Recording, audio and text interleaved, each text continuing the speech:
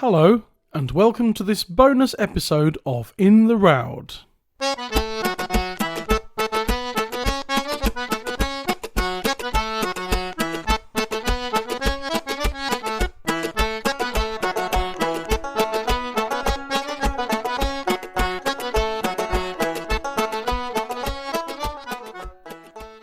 Hello, all you In the Roud Zeans. Me again, Matt Quinn, obviously. As I'm sure you're aware, we finished Season 1 last week. We came to the end of our 10th episode. So that's 10 episodes. We've covered 10 songs already. Only 45,712 more to go. As I mentioned at the end of last week's episode, we'll have a bonus episode today. And here we are. If you remember, way back at the beginning of this podcast, back in May of this year, 2024, we had an introduction episode that had Steve Roud on discussing the Roud Index itself. And the second half of that episode was an interview with Karl Sinfield talking about his Sing Yonder book series. For anyone that's not sure what they are, the Sing Yonder book series is created by this friend of mine, Karl Sinfield, and it's a little book series, again, like the podcast, going through the Roud Index in order and presenting each song in a kind of traditional songs for beginners kind of format. You get and a bit like this podcast, you get a 2-page spread for each song. The page on the left has sort of a little plot synopsis and some historical notes on the song, and the second page of the spread has a set of words for the song and links to recordings of it as well. I'm sure, as I've said a few times, this podcast, while obviously being inspired by the Roud Index itself, is heavily inspired by Karl and his Sing Yonder book series. Highly recommend buying them all. He hasn't gone through them all the songs yet, obviously, but he's quite a few ahead of me. And the reason we're having this bonus episode is because he has just released Volume 8 of the Sing Yonder series. So that's a little book that covers the songs Roud's, 71 to 80. And that's what this episode is about. I had a chat with Karl last week on Zoom, and we discussed the podcast a little bit. We discussed the Sing Yonder series in general, and we primarily focused on looking at Sing Yonder Volume 8 and the songs that are covered in it.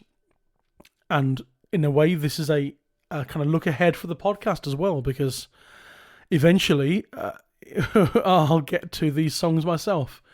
At the current speed this podcast is going, I reckon I can get 3 seasons out every year, which equates to 30 songs. So, for example, I've just done Season 1. Season 2 I'll be doing this autumn, so that's 20 songs.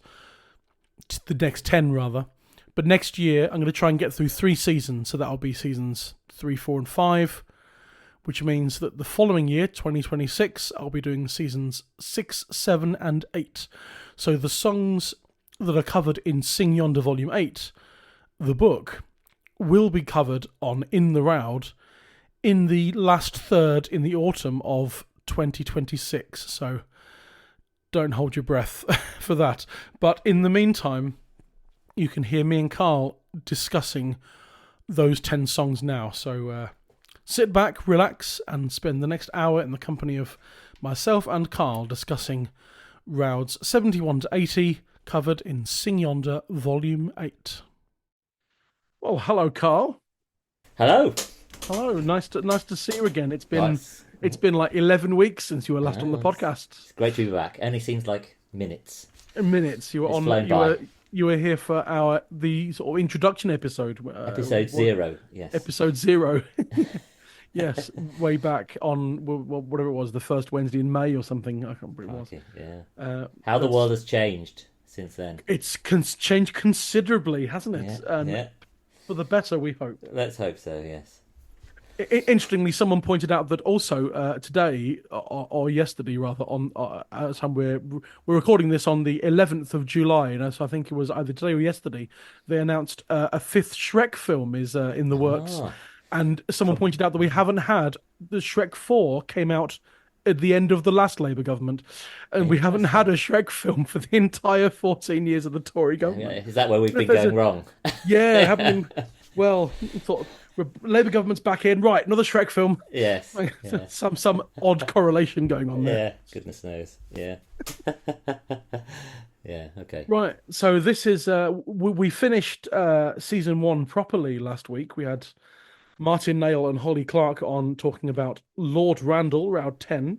And may I say, what a great season it's been. I've thoroughly enjoyed listening to it. Oh, I mean, thanks. not just the bits where they say how great Sing Yonder is, but all the other bits as well. I really thoroughly this year done a great job. I really, Thank you. Yeah. it's a great addition to the, to the folk universe. This thing, I hope it goes on and on. Thanks. Yeah, I'm very very happy Good. with how it's gone and the reception to it Mm, and yeah, just the general sort of mood about it. It's yeah, yeah, it's been far greater and more widely received than I brilliant. ever imagined it being, Well, you can ask for no more. That's yeah, good stuff. indeed. And although it's, it's just odd to say it, I now am a bit sick to death of rounds 1 to 10. I've been thinking about almost nothing else for the last 10 weeks. Yeah, yeah. Well, I don't know. Like I say, I mean, one of the reasons it's interesting. One of the reasons that I started doing this was I thought it would kind of give me a more encyclopedic knowledge of folk music, and I would be able to talk at great length about all of the folk songs I'd learnt about.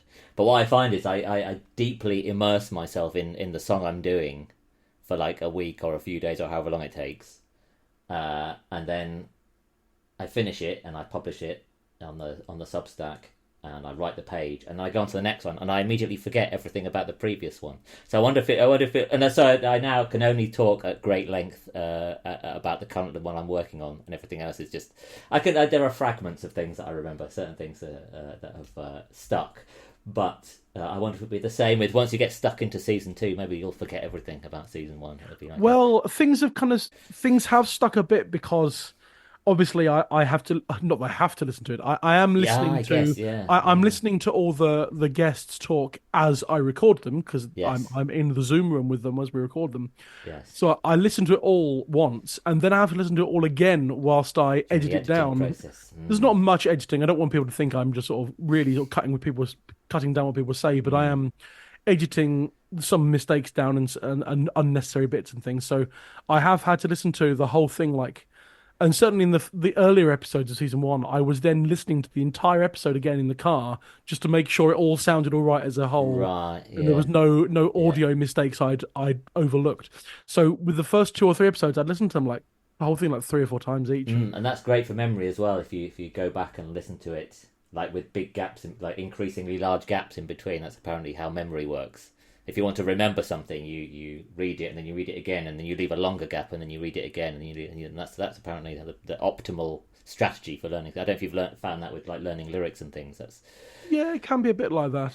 But I think yeah, with the rounds 1 to 10, I've sort of been immersed in them all because there've been times when and it's overlapped because whilst I'm recording the singer half for one song, I'm compiling the whole episode for the previous song, and so interesting. there are Yeah, things yeah. overlap, and I get occasionally Mm, confused. mm. And the other thing with Volume One is that they're all. I wouldn't say they're like common, but I mean, I'd heard of pretty much everything on season one. Whereas after book one, um, yeah, more obscure stuff starts popping in. Yeah, I'm just Yeah, going back over the list of the rounds 1 to 10. I knew of all of them to a greater or lesser extent, but then looking forward, because I know we're here now to talk about the release, the now brand new release of Sing Yonder Volume 8, but which is and likewise, it is a grand job you're doing. oh, thank you very much. But yeah, going forward, like in Volume 2, which is rounds 11 to 20, I'd heard of one, two, three, four, five. I'd heard of them all. I'd heard of all of them in 11 to 20. But then as you go into volume three, which was routes 21 to Mm. 30, Oh, there's some really obscure ones in there. Yeah. I had not heard of one, two, three, maybe four of them really. And then into volume four, I'm going to do the whole lot here. Okay. And around four that I had not heard of one, two, about four of them again. Yeah. Four of them I hadn't heard of, and then into volume five, one, two, yeah, about three, or I thought a fourth, but then I realized different names, so I know that one. Mm. And then volume six only was one, two, three, four, five. Five of them I hadn't heard of. Mm. And then in volume seven, which has routes 61 to 70, one, two, three, four, five, six, six of them I hadn't heard of. Wow. And here we are now at volume eight, and I hadn't heard of one, two, three, four, five of them again. So So yeah, it's averaging out to about half, basically half of what we're going through and sing yonder people haven't come across, which is nice. I mean, it's interesting to write about um, stuff that people have heard of, but I do enjoy finding these things that are maybe like have fallen through the cracks a little bit. yes, absolutely. And try and hopefully maybe encourage people to bring them back and As of episode seven of In the Round, when we had Steve Roud on, then he said the Roud index currently tallied at 45,722, mm, and and yeah, so there's obviously it's overwhelming amount of songs, and when it comes to uh, I've been a professional sort of person on the folk scene, I suppose, for mm, about kind of nearing sort of 15, 16, 17 years, and I reckon I thought I had a pretty good grasp of a mm. lot of the songs, and I obviously do. But then I realized that when you learn songs, when people learn songs in general, we're all searching for the same material, but we all end up coming away with versions of the same kind of songs sometimes. And yeah, and then you pick up Singing on a Volume 8, and there's things I've never heard of, and I think, well, Mm. why don't we look at those instead? Mm. Mm. And And I think everything has merit. You know, I haven't found anything that has no that I think. Well, I can see why that hasn't been recorded ever. You know, there's nothing. There's no. It doesn't seem to be any overarching reason. I think a lot of times it's sort of just chance. You know, what's been collected, what there are source recordings of, so that people are working off that. well, that's Uh, my thing is that with sort of that's I tend to my own song finding process works much more efficiently with source mm. recordings than it does with books. And the things that end up in source recordings is entirely by chance, as who happened to be recorded, who was Yeah. around when Hamish Henderson was doing his recording, or whoever, you know, and that is Yeah, and the it's number a of lot. songs that have been recorded, collected from, as in recordings of song singers, is the number of songs total is probably significantly lower than the number in the Round Oh, Index, yeah, oh, and so there's absolutely, so yeah. many that have never been collected They from the would have scene. never There's made it exactly, yeah, yeah, yeah. and so it's interesting to come across things as we'll come to like Mary Hamilton, she Hmm. Route 79, which I just absolutely no idea about. Oh, right, But interesting. Yeah, and even the Joan Baez one seems to be all over the internet to them.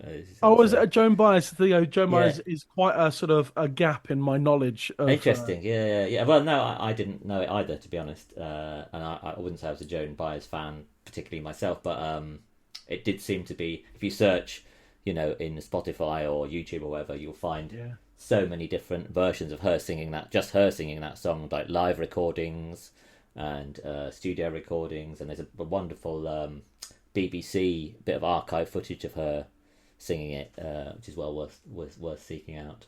Oh wow. But yes, yeah. So that yeah, no, I mean, yeah, I think it's interesting, like you say, what has kind of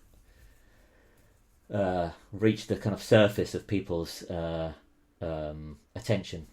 But yeah, and I think the other thing to consider is we're also going we're also very deep into the child ballads. I mean, pretty 90% of what I've been doing with Sing Yonder so far are in the child's collection. Yeah, that was one thing Steve Rowe was saying, that he said that one idea was that if he had to start again, Hmm. or if he was able to start again with Round Index, he would make the first 305 Round Hmm. numbers Well, thanks. the 305 child ballads, which is quite that's fair enough. I mean that numerically that makes sense, but it means as you've written on on page 8 in Sing Yonder Volume 8 is that there's yeah 34 Robin Hood ballads in a row. Yeah. So we've had 3.5 volumes of Robin Hood songs. So yeah, I wouldn't. Yeah, Yeah, I would hate to and put my subscribers through that much as they. Yeah, faithful as they are, I think I would be yeah, trying their but patience. nevertheless, Steve Mm. has stuck relatively close to the child ballads. It's interesting that it seems to be you'll have. I found there'll be like 3 or 4 child ballads together, and then they'll miss out like 30 child ballads, and then there'll be another two, and then it seems to be like little clumps of child ballads. I mean, I think the what's Eda McGordon is about 180 or something like that. I can't remember the exact number in child's ballads. I think it's 180, and it's Uh, 80 in Roud. So he is kind of leaving gaps in the child index, but I don't know what. It'd be interesting to know next time you get Steve on, ask him why he picked certain child ballads and not others, and well, I why he think left in the gaps. end, it's kind of random. I think he just picked the next song he came to in whatever book or Oh, okay, recording or thing. He just picked up a book and said, "I'll just do that lot," and then he picked up a okay. book and said, "I'll do that lot apart from the ones that Mm. I've already done." When I had Steve on for Route 7, the female highwayman, we recorded that at 11 in the morning, and I asked him what the current tally was, and that's when he gave me the number 45,722. And Mm. I said, that high, is it? Because I was under the impression it was somewhere in the early 30,000s. And he Okay. said, well, I added 10 more this morning because he'd been through a book. He had a book on his table in front of him, and he said, Oh, I went through it and I found 10 that weren't in the index. So there we go, 10 right. more. Yeah. And that's what he does. He just, as far as Yeah. I'm aware, he just goes through books and things, Just and if it's he got finds yeah. one that isn't there, it becomes the next number. Okay. Right. Right. Yeah, okay. So And it's led so by yeah. Okay. By yeah.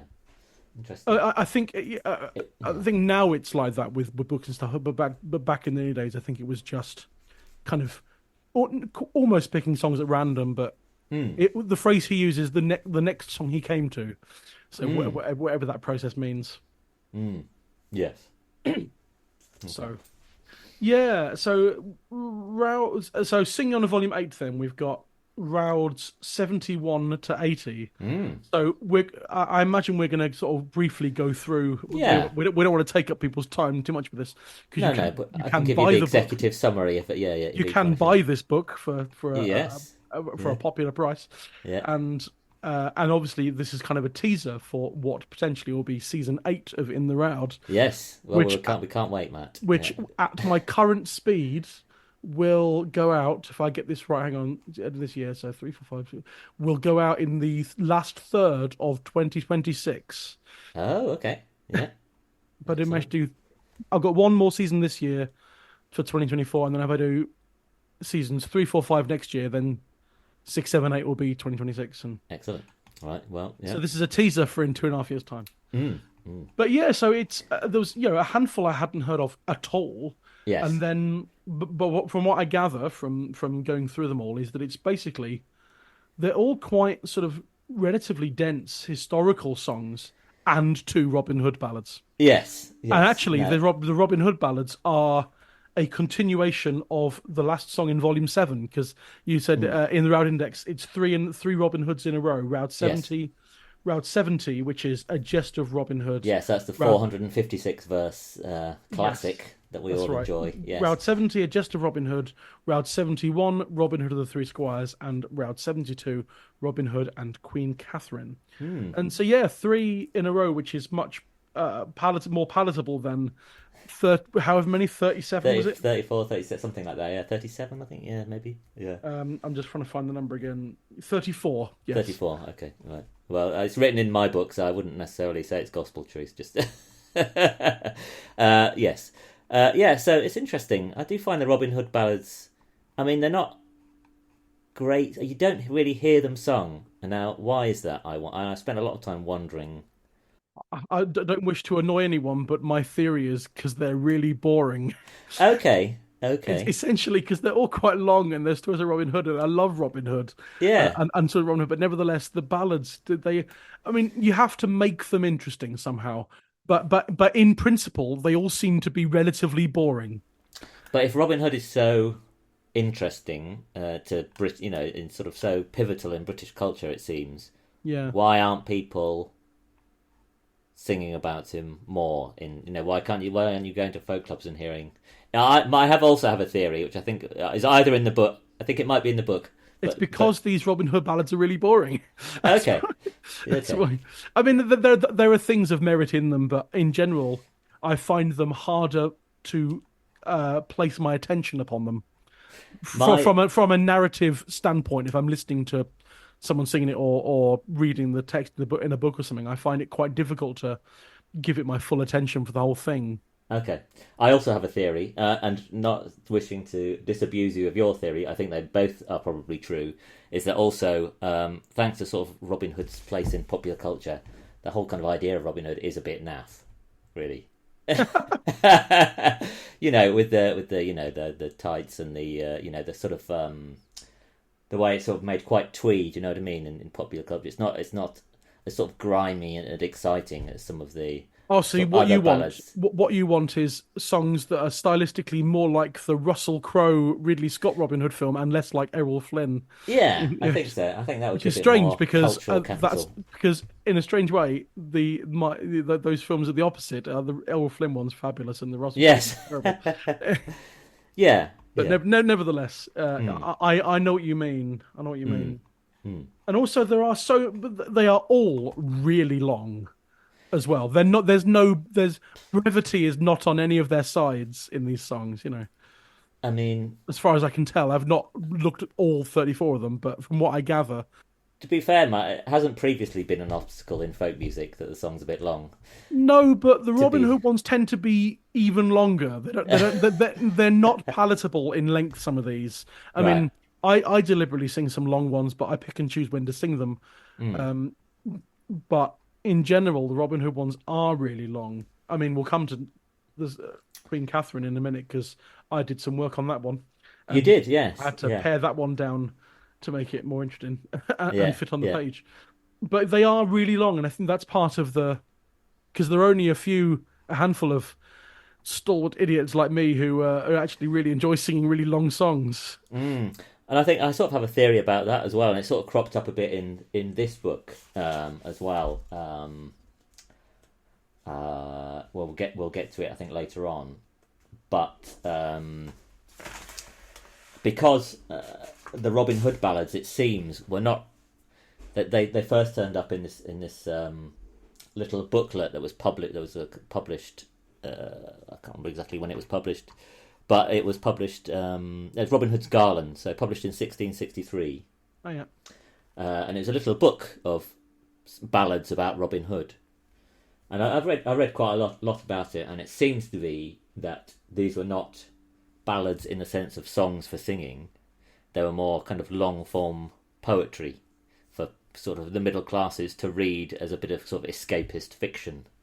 Uh, yeah. They um, certainly read a more bit like sort of prosaic poetry in a way rather than yeah, things to be sung, and maybe yes, that's part of it as well. yeah. I think that is very likely. But I can't remember where I was going with that point. Hang on. But yeah, but they just are really long as well. Some of them, and I find myself coming back to I find myself coming back to a quote by Tom Lehrer when he's introducing that folk song he wrote, the Irish ballad, and he's talking about people who find singing 50 verses of On Top of Old Smoky twice as enjoyable as singing 25. And so I was reminded of that. Yeah. But yes, no, the point I was trying to get to was that I think for these published pieces, and it cropped up in Volume 8 later on in another song, which I remember I'll mention, is that with these published little booklets that were brought out by the publishing houses to sell, they had to kind of fill them out to get to making a booklet, it has to fill up a number of pages divisible by 4 because of the way Right. that paper works.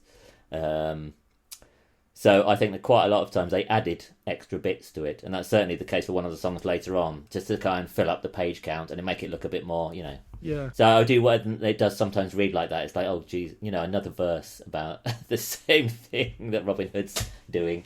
Yeah, it does. Yes. It feels padded, So Yeah. It is also just on the plus. It is a fascinating area of folk song and folklore as well as the Robin Hood songs. So it oh, shouldn't absolutely, yeah, yeah. shouldn't There's be been lots of dismissed. interesting stuff written about it. Yeah, yeah. I mean, I've really enjoyed because I didn't know a huge amount of the sort of the history, the whole Robert Earl of Huntington and all that sort of stuff, and the so that, yeah, it pops up quite a lot in the research. It's very very interesting to read about, and yeah. And Yeah. 71, I mean, 71 is one of the better ones. It does seem to be quite a range of people have recorded Robin Hood rescuing three squires. Obviously, John Kirkpatrick has obviously done a lovely one. Yeah, that's right. And yeah, it does seem to be a bit more sort of gung ho that one in a way. There's a bit more sort of Yeah, something yeah, happens. I mean, yeah, something yeah, and happens. it's a little kind of self-contained story of Robin Hood Yes, exactly. Whereas finding somebody in need, and then doing some. It's like almost like a little TV episode. Basically, the story is that he meets a woman on the road, and her sons have been arrested for various, in various versions, but I think it's kind of cattle rustling or something. And Robin Hood goes and hatches a cunning plan to disguise himself as the executioner, and of course, he I'm sure has happened executes in a film at some a point. dramatic rescue is ensues with all his men. Yes, so that's a lot more swashbuckling, sort of daring do Robin Hood than other, such as the next song, Yes, well, let's go to 72, that. Yeah, yeah, which Robin Hood and Queen Catherine, which is one that you employed my services for. absolutely, yeah, So this is yes, something you do anyway with other people. As a friend of ours, Helen Lindley, you use quite a yes. lot. So explain to the listeners what we do. Right. Well, as we were saying earlier, a lot of these sort of half of these songs approximately are not well known. Some of them are so well not known that nobody's recorded a version of them at all. There are no recordings, not even source recordings. Yeah, Nobody's actually recorded themselves. and consequently, no one's condensed them yet. Yeah, exactly. They're still there in their Yeah. unadulterated sort of epic length. And up to book six, when I come across those, I would make something up based on, I would have a look in Bronson, the traditional tunes of the child ballads, and I'd find something there, and I would make up an arrangement myself. But I thought it might be fun to have other people's voices doing that. So yeah, for volume seven, Helen Lindley, our friend, did a couple. So Yeah. I gave her a couple that again had no recorded versions, and she had to go at condensing those. She had a couple of quite long ballads that she did a fine job of. And then yes, this time I thought I'd ask you to have a crack at Robin Hood and Queen Was Catherine. very up for the challenge. It was not one of the real long ones. This was only about 38 verses. Hmm. This wasn't one of the long ones. Hmm. But I managed to get it down to, I think I managed to get down to about 19 or 18. Yeah, that's sort of the limit you can fit onto a Sing Yonder page. About 19 verses, depending on how long the verses are, obviously. But yeah, normally Yes. I ask people if they can get it down to So I 19. so I had to take a look at the plot, and yeah, because the plot for this one is, yeah, Yeah. King Henry has basically put a wager on with Queen Catherine to about who's got the best sort of archer, Yes. and he's because yeah, the king's got some really great archers, and so Queen Catherine hires Robin Hood and says, "You and your men come in disguise and compete in this archer tournament," Hmm. and then he wins, and he prefers to stay at home with his merry men rather than accept the Queen's offer to be in her court. Yes. There we are. And So there's he's. so many. I had to do a bit of condensing it because that's kind of the plot. Except there's so many characters. You've Hmm. got, I mean, you got King Henry, Queen Catherine, Robin Hood. You've got Dick Patrington, and you've got Sir Richard Lee, and someone called Woodcock. Or I didn't really understand who that was, Yeah. but I couldn't cut that that verse out that mentioned woodcock because there Right. was very important stuff in that verse that Oh, I okay. couldn't get rid of, so I had to just keep this random mention of something called woodcock in there. But I think Fair enough. there might be something to do with a bird. Like I don't know if there's a type of bird called a woodcock or something, but I did Yes. kind of look this up, and there was some mention of birds in relation to some kind of woodcock, maybe. Yes. This isn't one of the ones with the bird that presages the future, is it? Or is that I'm thinking of a No, different no, one? this was No. just a mention of um Robin Hood saying, "What will you bet and stake it to the ground? I will wager £500." And then you got the verse. Then the Queen's archers they shot about till it was 3 and 3. Then the ladies gave a shout, says, "Woodcock, beware your eye." And that's the only Mm. mention of woodcock. So Mm. I had to keep that character in, Mm. but I did successfully excise the Bishop of Hereford because Okay. there is a whole subplot to do with someone who is on the side of Queen Catherine and someone who is on the side of King Henry. Yes. I can't remember which side Bishop of Hereford is on, but they have another wager on the same archery thing. I Mm. just thought, in the grand scheme of things, we don't need the second wager on the same dilemma, on the same It who's the better does archer, you seem know? to be gilding the lily. Yes, for the Yeah, plot. Yeah. No. Fair and enough. so I got rid of that and got it down to about 18, 19 verses, and wrote Mm. a tune for it as well, which was quite fun. Mm. And again, I mean, we say that these Robin Hood ballads are entirely fictional, although I think lots of people had been tempted to say that the King Henry and Queen Catherine who are wagering are Henry VIII and Catherine of Aragon, for example. Possibly, the other theory is that it's Henry II of France and Catherine de Medici are Oh yes, the other two possibles. But the other famous Henry and Catherine couple. yes, You yeah, have to kind of it's sometimes the names give you a hint, don't they? Because there's like yeah, there's only two, so it's yeah. one or the other or neither, and they just use the names Just because let's use some popular names of yeah, that sound vaguely plausible, which is I think is exactly, probably the most likely thing. yeah. So that's like I say, not a well known ballad, but still interesting. Hmm. Yeah, while this is a less gung ho sort of adventure ballad, from like unlike the previous one, this is less so. It's still quite interesting, and I might actually learn it at some point. That Hmm. my version, and sing Well, it. that would be great. Once Uh, again, Sing Yonder's got a new ballad out there in yeah, the because that'd be great. Yeah, I did quite enjoy it in the end. yeah, It's yeah, yeah. so I might And it's nice because when we go to our sessions, sometimes I sometimes sing with you at the Royal Traditions session, and Helen quite a few times has sung out the things she's written for Sing Yonder as yeah, well. that's It's right. a lovely feeling to have got a couple of new songs out there in the ether. It's great. Absolutely. And then, right, so, and then we won't spend so much time talking about all these, but we'll just Mm. flip these. Mm. Route 73 is Hugh of Lincoln. I knew about this song anyway because it is quite well known. Sir Hugh of Lincoln, or Little Sir Hugh, the Jew's Garden.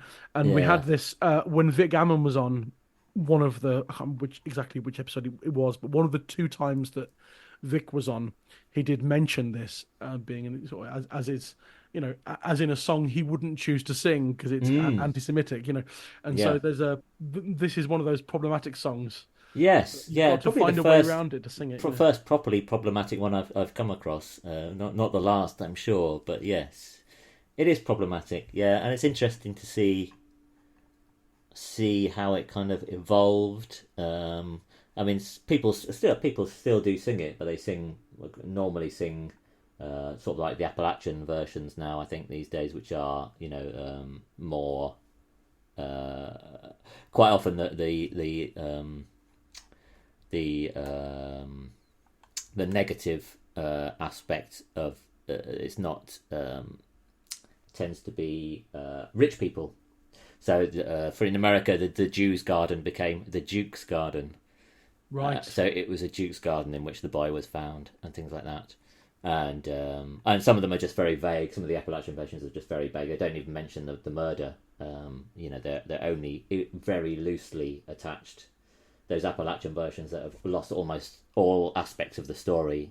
So there's a version called "It Rained a Mist," which is almost like a children's song, and it has been is used as a children's song sometimes in America. So all of the sort of problematic stuff gets excised. So that sort of stuff's still knocking about there. But yeah, I don't. Yeah. A few people have sung it these days, but yeah, mostly it's sanitized, thankfully. Yes. Yeah, and it's but again an interesting example of the folk process. And I was looking through the lyrics of that and I noticed that the whole thing in the first two verses about playing, little Hugh playing at ball and it knocked over someone's wall and things, and it reminded me that it's now like at least three songs I can think of now, including this one, that mention like children playing with a ball, and there's always a garden wall involved. You got the trees that do grow high, Yeah, exactly. has a bit Yeah, of that, that'll be and mine. and the cruel mother as well has a bit of that, Yes. looking over the garden wall, and there's two not playing at ball, but there's two children. There's always a looking at the garden wall and kids playing at ball sort of motif in songs, and I wonder if So clearly, I wonder if ballad someone's writers were written. looking out of the window for inspiration, and I wonder if someone's written a paper on the Yes. motif of playing at ball and over the wall sort of stuff. Well, I'll make it a priority to research that. Yeah, okay. Yeah. Route 74, Queen Eleanor's Confession. I was aware of this one. Yes. Some people are aware, I've said on the podcast as well, so quite a few people are aware, that I have a growing database of folk songs sung in films. And my focus is on actors singing folk songs. It's folk songs used in a diegetic sense rather than a non-diegetic sense. These are songs that are part of the action or sung by characters rather than on the soundtrack, although I have now a separate list for the non-diegetic ones. Okay. And whilst this, I haven't found, I sound like I'm building up to, this song's in a film. It's not, but nevertheless, the inspiration for this list started on Twitter quite a few years ago when John Bowden of this parish from back in episode 1 was listening to an audiobook of Thomas Hardy's The Return of the Native, read by Alan Rickman. Okay. And someone in that sings Queen Eleanor's Confession. And so Alan Rickman had to sing a bit of Queen Eleanor's Confession because he's reading the audiobook. And so he put that clip up and I said, oh, that's really great. And we had a hashtag going for a while on Twitter, actors singing folk songs. And it didn't get very far. And in the end, I started this database of folk songs in films. So it all stemmed from Queen Eleanor's Confession. Lovely, yeah. We're now getting into some proper sort of historical. Yeah, some of this is again Kings and Queens, and ignoring Robin Hood, Queen Catherine. We're now getting into some proper historical kings and queens stuff. Yes, this is it's very. I as part of the research for this, I sort of did develop a kind of a taxonomy of like the historical veracity of folk songs, like how historical they are or not. And I've got 4 basic groups now. Type A are ballads that are completely fictional. Yeah. Type B are ballads where real historical figures are mentioned, but what they do is partly or entirely fictional. Part C are basically ballads based on true events, but the characters are fictionalized, or we don't know who they are. But it seems to be something that happened, but we don't know to whom or exactly when. It's just it seems to be based on an event, and then the final ones are ones that are true, just true stories that are that would have been used as a way of kind of reporting the news, in a kind of broadside way, so that they would have been an actual event of something happening and can be traced back to actual historical records. So this is type B in that it's the Queen Eleanor of Aquitaine did marry Henry II in 1154, but she'd already had 2 daughters. So the central confession of the ballad that she had lost her maidenhead to Earl Marshal rather than King Henry, as that's obviously couldn't have happened. Yeah. So and there's various other historical inaccuracies, but it does make you wonder, like when the ballad writers were doing this, did they just throw in just some extra spice to sell there? Is that what's going on here? I don't know. What do you think? Yeah, quite possibly. I guess you just make up stories about famous people that you've heard of. It's not outside the realms of possibility. Write songs about fictional events of real people. It's.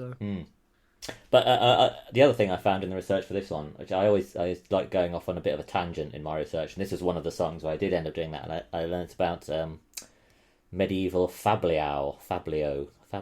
French medieval poetry. Yes, fascinating stuff. Yeah, so these are little narrative poems written by the French jongleurs in the medieval period, between about sort of like around the 12th century to about the 14th century. And they're sort of comic, quite often quite bawdy little songs, sort of scatological stuff, and sort of just stuff considered taboo, basically. But a lot of the while they were confined to a very small area of northwest France, their influence seemed to spread, like quite all over the world. Really, I mean, there's the epic poem Reynard the Fox, that was originally a Fablio, and Geoffrey Chaucer's Canterbury Tales, for example, is based on a Fablio.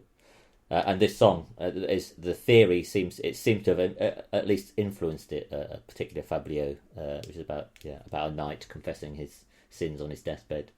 So learning about that was very interesting. Yes, but yes, that's another interesting. Again, not hugely played out, but still, pretty interesting. Yeah. Yeah, great stuff. And then 75, and this is where I start to lose faith in pronunciations.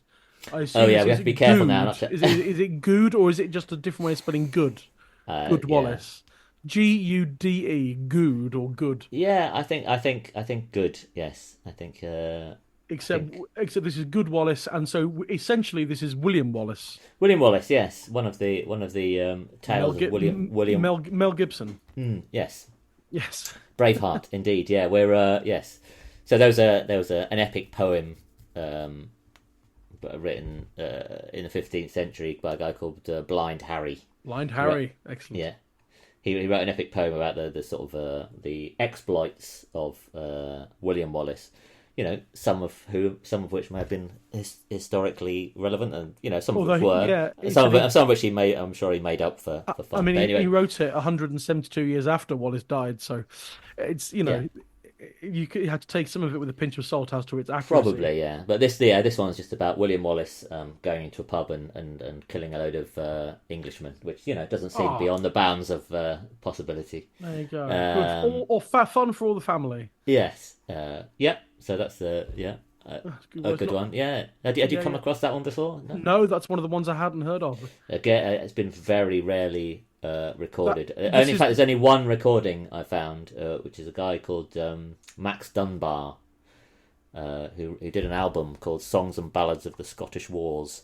Right. 1959. He was actually a marine biologist, Max Dunbar, folk musician on the side. And he recorded a load of ballads about the sort of Scottish Wars of Independence. Wow. Quite interesting. Yeah. Yes, so I hadn't heard that one at all. I'd never heard of Good Wallace.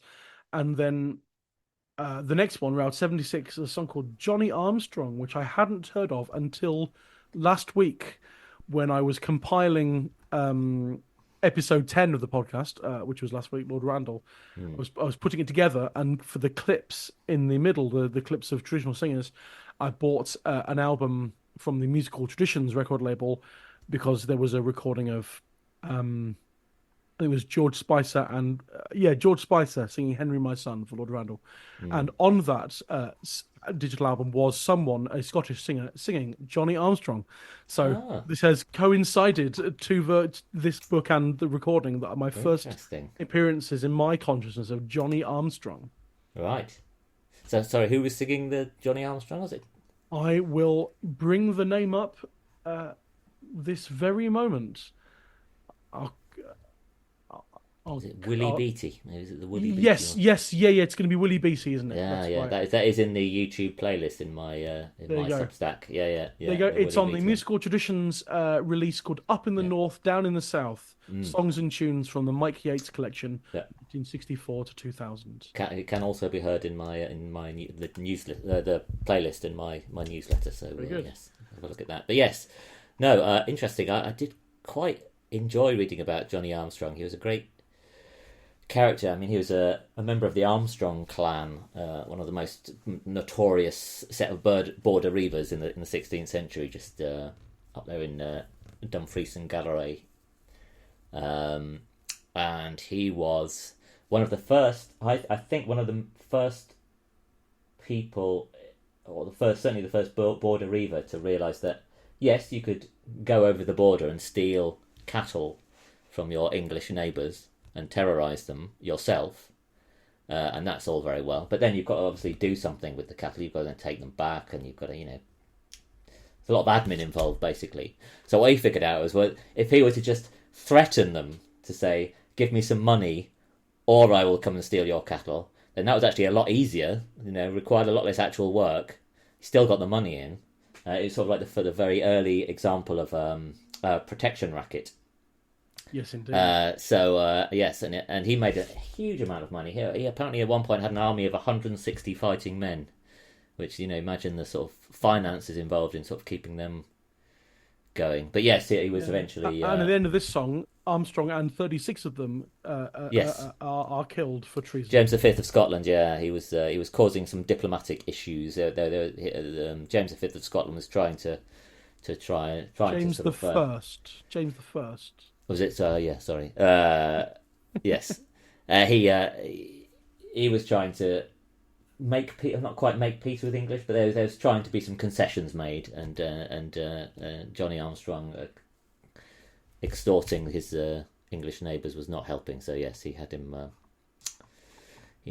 removed from the equation. So yeah, that did actually happen. Yeah. So and there's some quite detailed historical events in that one. Some of the actual recorded things that Johnny Armstrong said during his execution are in the song. So there's some direct quotes. That's very good. Yes, so that's interesting.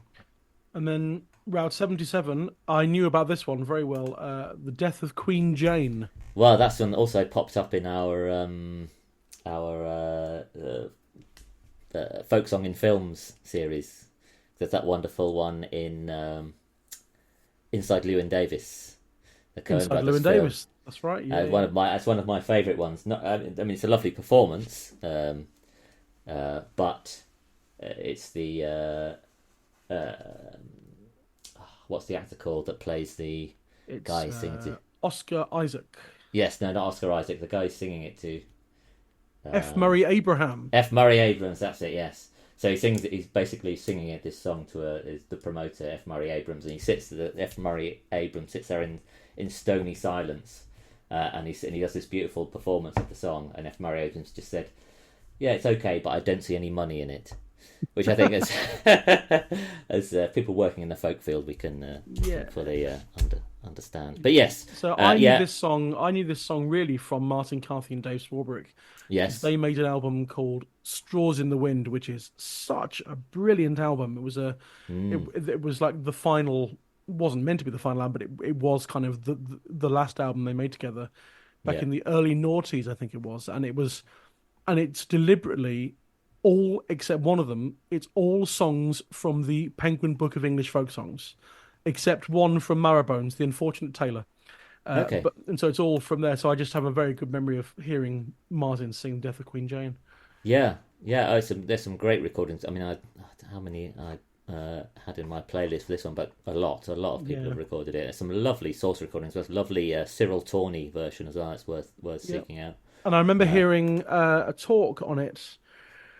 Back in 2012, I attended the very first Soundpost singing weekend in Sheffield. Okay. For those who don't know, Sheffield Soundpost is a folky sort of music organisation in Sheffield, runs lots of stuff, and they started out running singing weekends. And the first one was in 2012, and I attended it as a punter. I attended Nancy Kerr's workshop on the musical modes. Right. And Vic Gammon was doing a couple of talks on something. And a guy called Alistair Vannon was doing a talk on the history of and the historical sort of origins of the song "Death of Queen Jane," and he's really absolutely fascinating.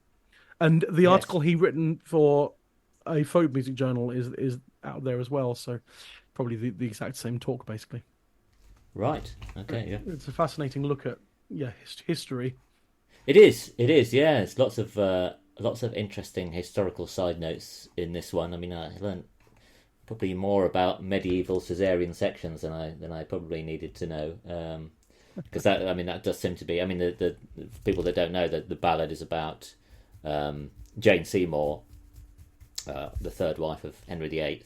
She died 12 days after giving birth to her only child, the future King Edward VI. And he, yes, and the song sings about the fact that it was her asking to be essentially given a cesarean section to basically sacrifice her life for the life of the child. Now, historically, we don't know. We know she died sometime after giving birth to King Edward, but we don't know what caused it. And it seems to be, I don't know how exactly. I only read the executive summary of some of these research papers, but it seems to be that people think it was an infection, basically. So probably the reason that most people died in for any kind of surgery in those times, it's just not the most sanitary time to be having an operation. But and it turns out that cesarean sections were a thing in that time, but they were only performed after, unfortunately, the mother had died. So they were performed sort of post-mortem so they weren't performed in a way to preserve the lives of both the mother and child. They were just trying to save the life of the child after the mother had unfortunately died. So yes, I learned all about that kind of stuff. Loads of interesting research on that one. Loads of great versions. Yep.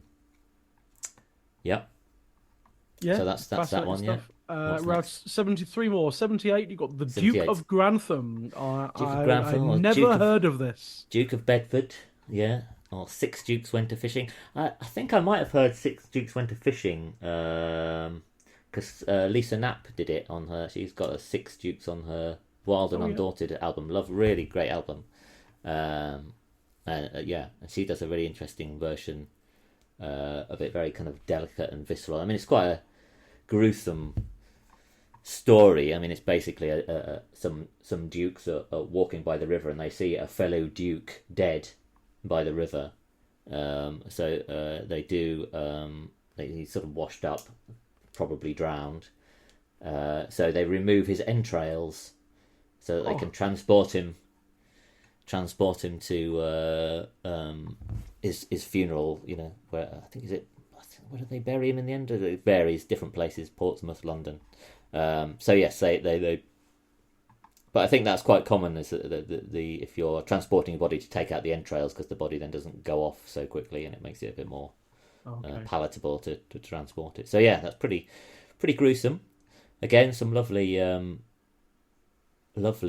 source recordings from that. Well, Percy Grainger recorded a workhouse inmate, George Goldthorpe, sing it in 1906. I don't know if you've heard the Percy Grainger cylinder recordings from that time. Some of our earliest source recordings around sort of 1905, 1906 are quite difficult to make out what's going on. They're really scratchy, but still amazing stuff. Yeah. Should have checked that out. Route 79, again, not heard of this one. Mary Hamilton. Yeah, I think it was a big song in the 60s. Joan Baez recorded it, and she say it's all over the place on the internet. Okay, yeah. Mary Mild was also known as, and sung by Ellen Mitchell, and I know Ellen Mitchell very well. I'll see her this year. That's a lovely. I'll see her this year at Whitby Folk Week. She's a wonderful singer, Ellen Mitchell. There's a lovely version I put on my Substack. It's one of the ones I picked out. It's one of my favourites. Her unaccompanied version is beautiful. Yeah, and Alistair Roberts on Alistair Roberts' last album, he's done a fantastic version as well on there. It's well worth listening to. I mean, it's the version that Joan Baez sings is the most famous, and that is the one that is kind of out there the most. Most versions will find that there are some other interesting versions. There's an album I keep referring to that a Scottish folk singer called Catherine Campbell made songs from the Harris manuscript, which is the Harris repertoire, sometimes called. Amelia and Jane Harris, who were Scottish sisters, that had quite a lot of about 80 or 90 ballads between them. And they were collected. They turned up in a lot of the 19th and early 20th century collections. But they very often have different tunes to the most popular tune. The prevalent tunes out there. They seem to either they develop their own tunes or it's interesting stuff. And so this is a handmaiden of Mary Queen of Scots, essentially. Yeah, I don't. It's more Mary's. Well, for Mary's Queen of Scots when she went to France in the 16th century, she took 4 ladies in waiting with her, and they are all named Mary. Now I can't figure out whether that was deliberate, kind of egotistical thing, or whether it's just coincidence. But yes, they were all called Mary, but none of them were called Mary Hamilton. The Mary Hamilton seems to be a name either plucked out of the air, or there was a Russian Mary Hamilton, or she wasn't Russian. She was a descendant of a Scottish family that lived in Russia, called Mary Hamilton, who was lady in waiting for Empress Catherine I of Russia. Okay. And she gave birth to an illegitimate baby, probably Peter the Great's baby, the Empress Catherine's husband, and then she drowned it, which is what happens in the ballad. Oh, so maybe it's and she was executed. So they've basically combined two things. Maybe two things. They took the story of Mary Hamilton in Russia and they've localized it to be from Mary Queen of Scots. They thought, we can combine these two things and make a story that's kind of has some local appeal. Wow. Yeah. Yeah, that's very interesting. Yeah. Amazing. Yeah, fascinating. And then number 80, the final one in this volume, Edom O'Gordon is again, I hadn't heard of this at all. As far as I'm aware, I've not come across. It's another great story of kind of Scottish feudal strife. Again, 16th century again. There was a guy called Adam Gordon of Auchindoun. He decided he was going to seize a castle. It's in a sort of strategic place, sort of in the Scottish border area, Corgarth Castle, because he knew that all the men and the warriors that would normally be in the castle were off fighting another battle against his men somewhere else. So he thought, we'll easily take this place because there's just going to be women and children there. So he turned up. He didn't reckon for Lady Margaret Campbell, who was there. She refused to surrender, and in fact, she found a pistol and started shooting from the ramparts, killing. I think she didn't kill anybody, but she wounded one of Gordon's lieutenants, Captain Thomas Kerr. Got a shot in the knee, I think. Enraged, Adam Gordon just demanded the castle be burnt down and killed all 35 women and children inside. And that actually happened. That's pretty accurate to what happened. There's a few little gruesome embellishments that the ballad writers added, but other than that, it's a pretty accurate account of what went on in. Wow. In there, yeah, and again, not tremendously commonly recorded. I mean, a few. I think it's the first one I've come across in 80 songs where there is a Japanese version by Yoko Royama. Okay. So yeah, check that out. That's well worth a listen on my on the Substack. Yeah, so it's an odd mixture of songs. It is. There's 71 to 80 in the Rad Index. Well, that's the beauty of the whole thing. I think thanks to Steve's, as we were talking about, his random picking. Every book is a real mishmash of stuff. It's real, Yeah, and otherwise, as you said, it would have been 3.5 volumes of Robin Hood ballads. Yeah. Thank you. Interesting. Yeah, exactly. So. Unlike our good friends James Fagan and Sam Hindley have been doing on their Sheffield radio show, Thank Goodness It's Folk. They have been doing a weekly child ballad called Friday's Child, and James did admit to me that they got a bit stuck when they got to they are deep in the Robin Hood ballads at the moment. Yeah, but James knows, or at least I'll remind him that I can sing Robin Hood and Queen Catherine. So when they get to whichever child number that is, I'm there. Yeah. Well, we're doing them a service. Yeah. Yeah, so yeah, fascinating stuff. So the book is out now, Yep. isn't it? So where can we buy that from? If you go to singyonder.co.uk and scroll down to the bottom, you'll find a link to the Bandcamp page Bandcamp, yeah. to buy to buy a real one.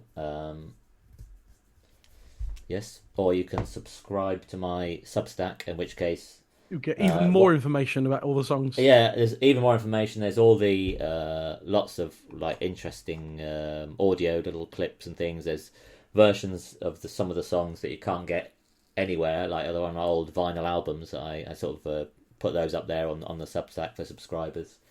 Yeah, so and I also, what I do for the Substack premium subscribers is that I publish the pages of the book as I write them, so you don't have to wait for the book to come out to get the actual book itself. So they could, those people already have essentially the book, but you also get a free copy of the book if you're in the UK. Oh, nice. So. Yeah, so singyonder.co.uk is the address, and I'll put that in the show notes. And yeah, okay, that's. Have you started work on the next one yet? I have, yeah. I'm currently working on the Round 81 to 90, which is Young Logie. One. Or sometimes called the Laird of Logie, another Scottish one. I'm looking at the list for the next batch, and I know of three songs from that. Other ones I know of. Yes. So it's another Scottish one, another vaguely historical one. Again, very rarely recorded. There is a Ewan MacColl version of it. Otherwise, there's very little out there in terms of revival singing. It's quite a complicated story. I'm struggling a little bit with it, I have to say. It's quite a complicated story. Yeah, it's not one of these. It's good. We'll something that could be summed up in a few sentences. We'll come back to that another time. Yeah. No, the ones I'm fully aware of were 83, Bold Archer, Brass Monkey. The band did a great version of that. Oh yeah. Geordie, number 90 as well, and The Water Is Wide, or Jamie Douglas, number 87. Barry Dransfield sang that in the Mel Gibson film of Mutiny on the Bounty. There we are. So I'm aware of that one in a film. Right. I need to look forward. One of my jobs to do is to look forward and find out which ones I might need to engage somebody to do me a version of for the. Oh yeah. Yeah. So yes, I will be having a look at that. But yes, it is, of course, and it's always the Sing Yonder train is always running, I'm afraid. Excellent stuff. As is the In the Round train. So I in September I will be prepping season 2, which is splendid. Which for anyone with the books or knowledge of the Round Index will know, it will be covering rounds 11 to 20. And so far I've booked a handful of people in so far for that, and I think it's going to be great. I'm sure it will be. I can't wait. Yeah. So I think we'll leave things there. Yeah, well, great. Thanks for being on this bonus episode to talk about Sing Yonder 8, available from all good chemists. It's available from one good bookshop, the one up the road from me.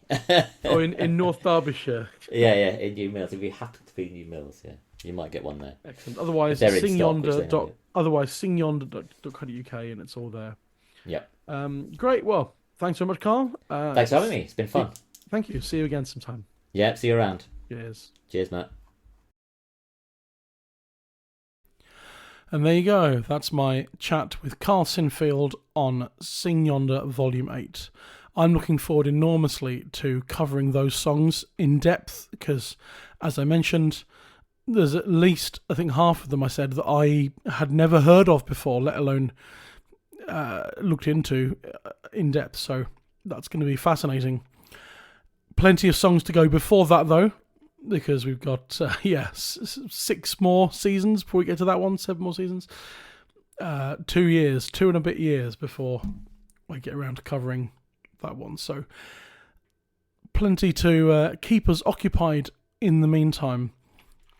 But yes, singyonder.co.uk is where you can go to find all Karl's Sing Yonder stuff, the books to buy, and Sing Yonder Together, which is PDF of all the songs covered in the first handful of books that have choruses or refrains.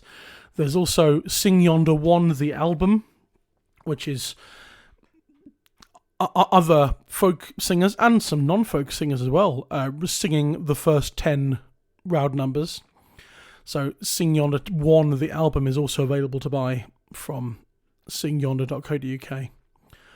And a reminder also that you can buy my album, Quinn the Roud, from intherowd.bandcamp.com. It's Quinn the Roud 1 to 10, it's called actually, and that is the first 10 Roud numbers. The songs covered in season 1, but sung by me. One mostly unaccompanied, but one track with mandolin, one with concertina, and then also guest musicians George Sansom and Emily Portman on a couple of tracks. So if you go to intherowd.bandcamp.com, you'll find that album there. But for now, I think we'll leave it there. If you want to know more about me and what I'm doing, you can find me on all the social medias, but also at mattquinnmusic.com. And I will be off at some folk festivals over the summer. If you want to catch me, I will be generally hanging about at Sidmouth Folk Festival, Saltburn Folk Festival, and Whitby Folk Festival. All three of those I'll be performing with my new vocal harmony trio, Culverake, which is me singing with the excellent Lizzie Hardingham and Seb Stone. I'll also be performing at Sidmouth Folk Festival, again with my new contra dance trio, Stomping Ground, myself and Charlie Roberts and Ian Roberts. So yes, Sidmouth, Saltburn and Whitby is what I'll be at if you happen to spot me and corner me about some folk songs. If you do, that's fine. If you don't, that's fine also. And once I get back home from Whitby Folk Festival, I will dive straight into prepping season 2 of In the Roud. Songs, Rouds 11 to 20. Can't wait to delve into some of them because some really brilliant songs there. Anyway, that's all from me. Take care, stay safe, be well, and we'll see you next time in the Roud.